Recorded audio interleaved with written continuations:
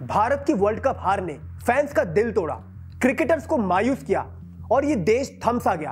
एक अजीब सा सन्नाटा, मायूसी वाला माहौल हर तरफ दिखा, लेकिन एक चीज नहीं रुकी। वो ना थमी, वो ना थकी, बल्कि कहना चाहिए और शिद्दत से बाहर आई। ये थी देश की राजनीति, देश की पॉलिटिक्स। अपने शुद्ध देसी अंदाज में बोले तो नेताओं की पंचायती। वर्ल्ड कप में मिली हार के बाद जब हम सभी अपने क्रिकेटर्स के साथ मजबूती से खड़े हुए थे, तब कुछ नेताओं ने अपनी पनौती पॉलिटिक्स से सभी को शर्मसार करने का काम किया।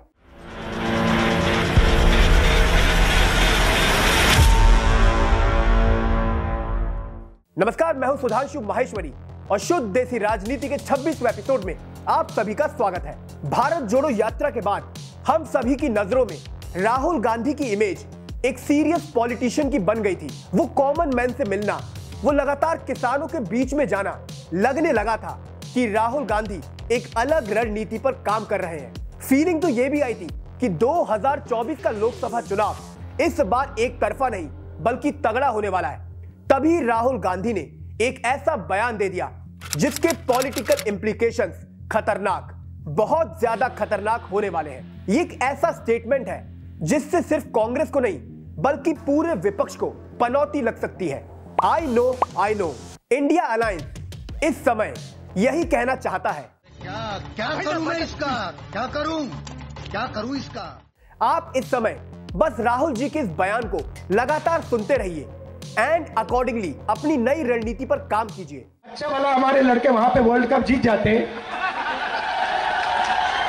वो वहां पे पनौती हरवा दिया। कभी क्रिकेट मैच में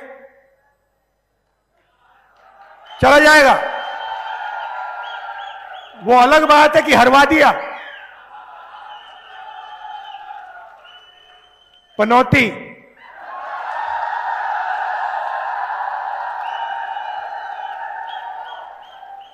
पीएम मतलब पनौती मोदी। हम पूरी तरह न्यूट्रल भी हो जाएं, फिर भी मन में सवाल आता है, कोई ऐसा कैसे बोल सकता है? You can support any political party, लेकिन प्रधानमंत्री तो देश के होते हैं, उस पद की तो अपनी एक रिस्पेक्ट है। बट राहुल गांधी ने क्या किया?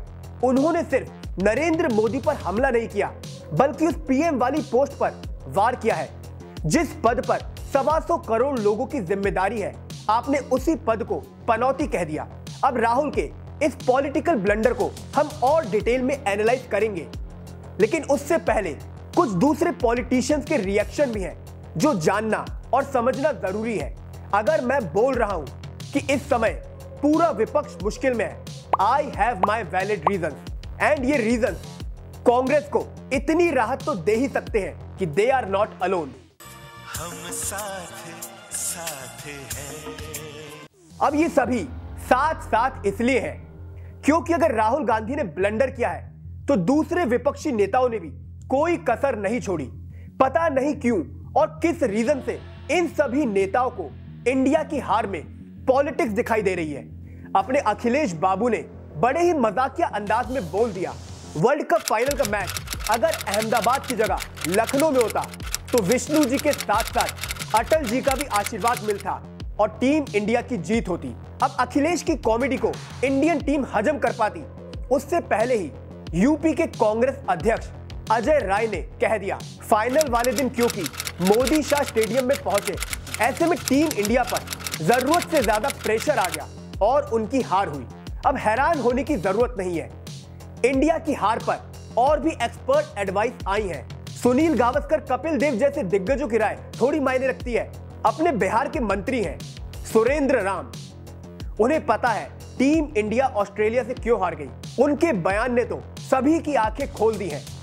उन्होंने कहा पीएम मोदी का शहर और उनके कदम टीम इंडिया के लिए अशुभ साबित हुए।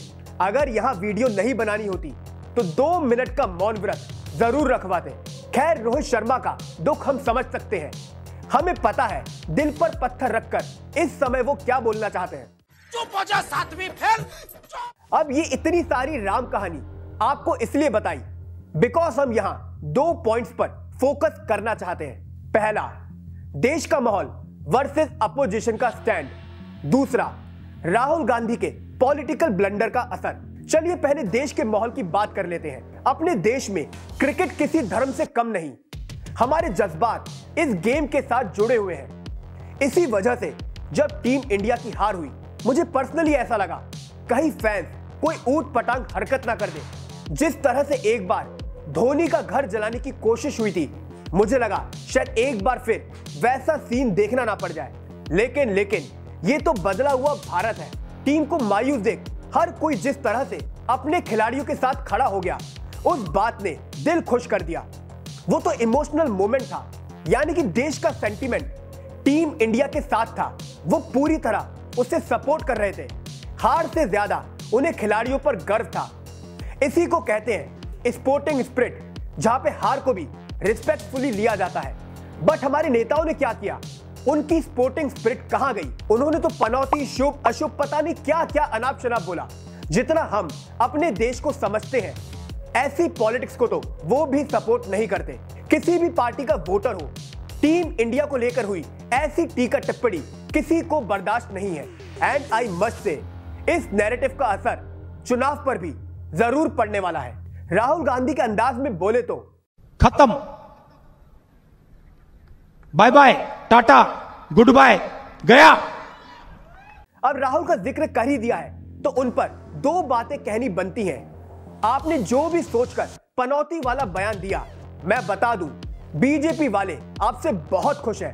वो तो अपने कार्यकर्ताओं में पेड़े बांट रहे हैं। आप जानते हैं क्यों? उन्हें इंतजार था इसी ब्लंडर का। आप पीएम मोदी पर एक वार करो, उस वार की वजह से बीजेपी खेले विक्टिम कार्ड। वो विक्टिम कार्ड देश की जनता को करे इमोशनल एंड अल्टीमेटली मुकाबला बन जाएगा मोदी बनाम ऑन। अब ये तो ह्यूमन टेंडेंसी है। अगर एक ही बंदे को सभी कोसते रहेंगे तो बेचारगी वाली फीलिंग आ जाती है। नैरेटिव सेट होता है कि सभी एक साथ मिलकर एक ही बंदे के पीछे क्यों पड़े हैं। कुछ ना कुछ तो साजिश जरूर है।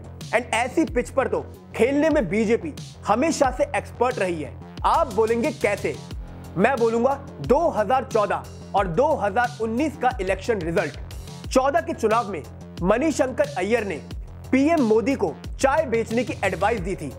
19 के चुनाव में हमारे राहुल गांधी ने चौकीदार चोर का नारा दिया था। दोनों ही चुनाव में नतीजे क्या रहे? बीजेपी की बम्पर जीत। इस बार तो बात पनौती तक आ गई है, यानी कि Hindutva plus nationalism plus Pakistan bashing and plus Modi का चेहरा। इंडिया वर्ल्ड कप जरूर हारी है, बट बीजेपी का कॉन्फिडेंस बता रहा है 2024 के चुनाव में तगड़ी शुद्ध देसी राजनीति होने वाली है। नमस्कार।